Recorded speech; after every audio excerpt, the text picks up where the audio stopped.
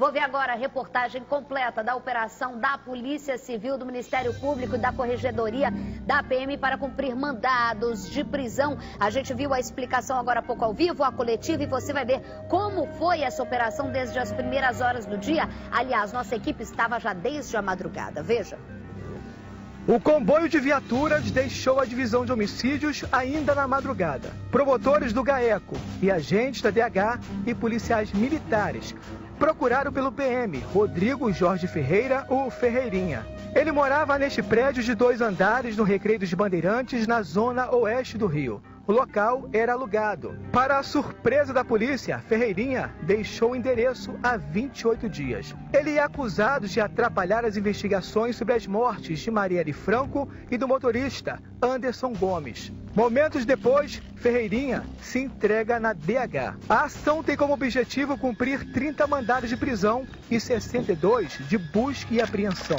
Entre os presos estão 3 policiais militares. O policial militar Ricardo Bezerra foi preso em casa, na Taquara, em Jacarepaguá, na zona oeste do Rio. Outro PM também foi preso, Leandro Marques da Silva. Mais um policial militar foi preso, ele é do batalhão de Bangu.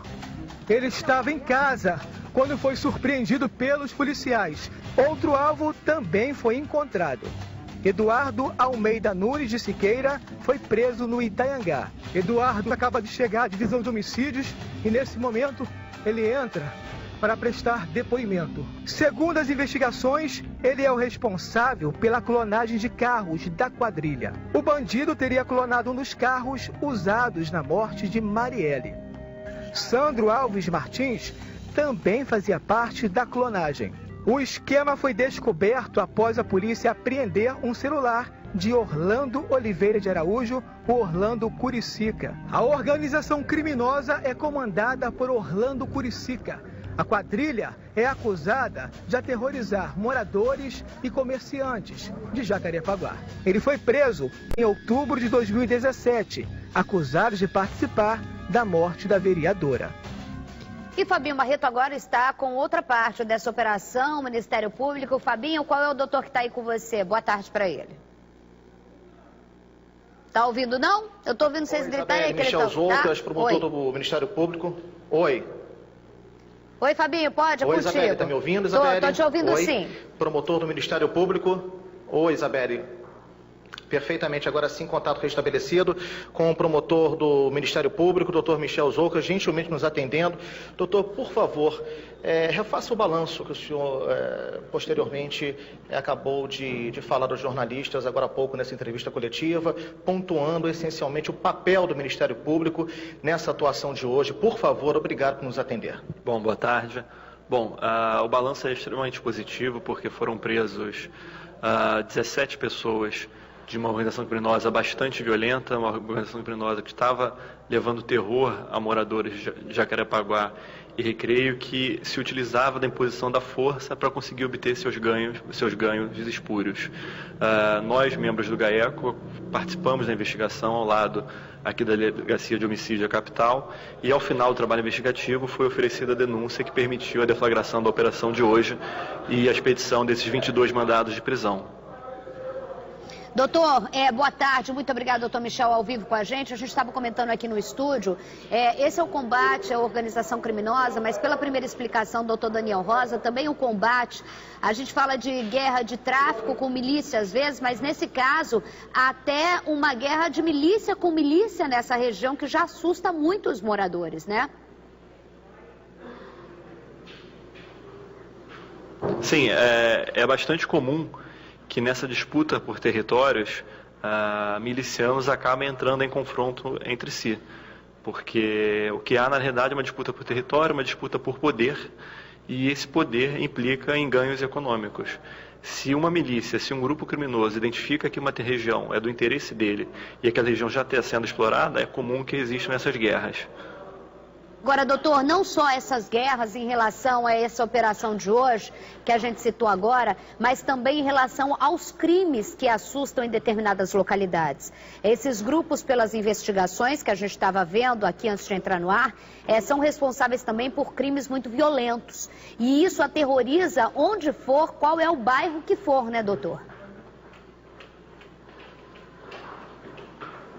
Sim, é porque o traço marcante dessas organizações criminosas é a imposição do medo, para que através da imposição do medo eles consigam estipular uma lei do silêncio, para que aquelas pessoas que são vítimas e testemunhas dos crimes praticados por essas organizações criminosas não procurem as autoridades e não relatem aquilo do que são vítimas e não relatem aquilo que são testemunhas. Justamente através da utilização da força, do poder das armas, da expulsão de moradores, de práticas de lesões corporais, de ameaças, de homicídios. Agora, o que eu sempre fico impressionada, doutor, eu imagino o trabalho do GAECO, do Ministério Público, a Polícia Civil, né, doutor Carlos? Sempre, seja qual for, se está combatendo a milícia, se está combatendo isso, aquilo, esses crimes que começam, essas organizações que começam pequenas e se alastram e ganham poder, essa briga de poder que o doutor Michel acabou de explicar, sempre ela só perpetua e ela só sobrevive, só cresce, e o pó royal, o fermento dessa história é o agente público corrupto. Quando você, Isabelle, boa tarde, promotor, boa tarde.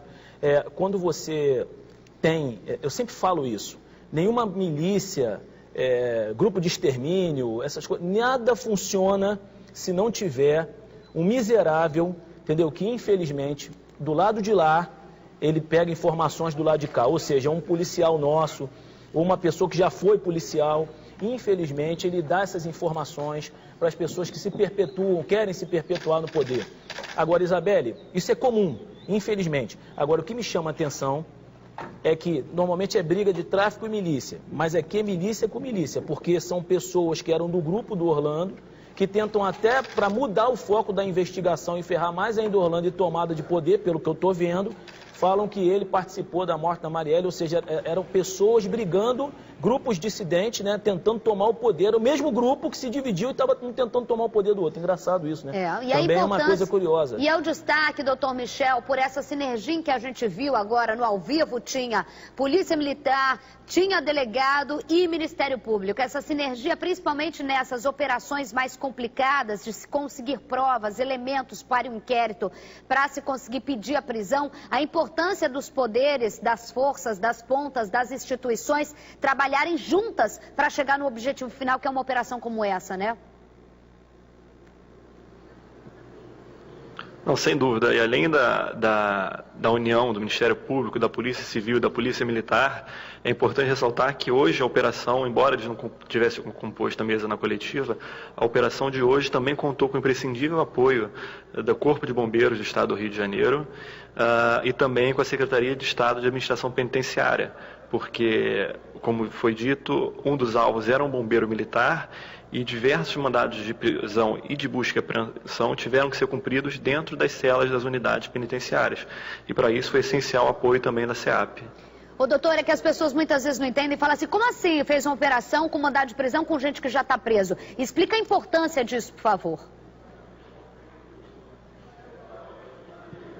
É porque uma pessoa ela vai presa quando tem contra si um título prisional, muitas vezes virão de uma investigação, muitas vezes virão de um processo.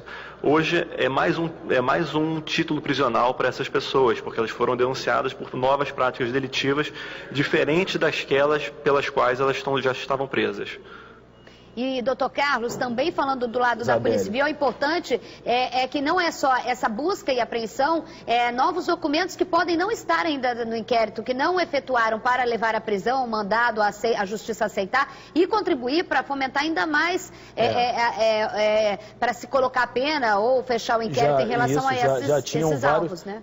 Não só fortalecer o que já tinha, como descobrir coisas que a polícia não tinha e que agora outros inquéritos virão, outras investigações virão a partir dos elementos escolhidos nos locais das buscas. Salvo engano, foram 60 e poucas buscas, sei lá, vários endereços, né? Então, assim, você comprova mais ainda o que você tem e você ainda acha coisa a mais. Isabelle, você falou das novas prisões, isso é importantíssimo. Eu já pedi prisão para quem tinha 10 prisões. Isso é importantíssimo, porque às vezes as prisões caem.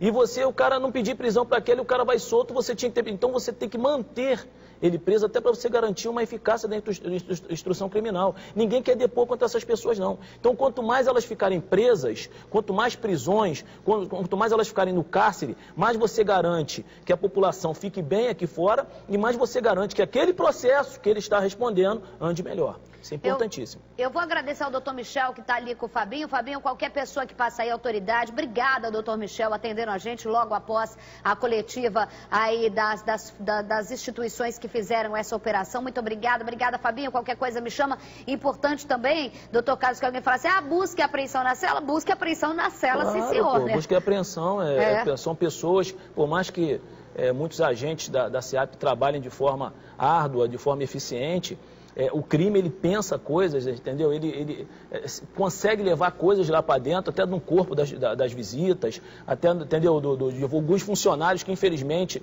também passam para o lado de lá. Sim. Então, você tem que sempre fazer essa revista, você tem que sempre combater isso, porque às vezes num telefone ele manda matar você. Então, você não pode deixar ele telefonar. Então, você tem que... É um trabalho de enxugar gelo às vezes, Isabelle, mas tem que ser diuturno. E aqui o SBT Rio te dá informação além. Desculpem as outras, mas a gente sabe, a gente dá informação além, porque a gente tem fonte, porque a gente tem amigo, que a gente está do lado do bem. Então eu te conto mais ainda o que acontece agora. Sabe por que foi lá na DH? Sabe por que você viu a Paty? Estava na cidade da polícia. O Fabinho estava na DH, porque nesse momento essas pessoas presas, os delegados saíram dali, atenderam a imprensa. Agora começa uma etapa que vai, tu conhece essa etapa a tarde toda, ouvir um por um. E um dos principais presos, vem aqui comigo, está falando agora.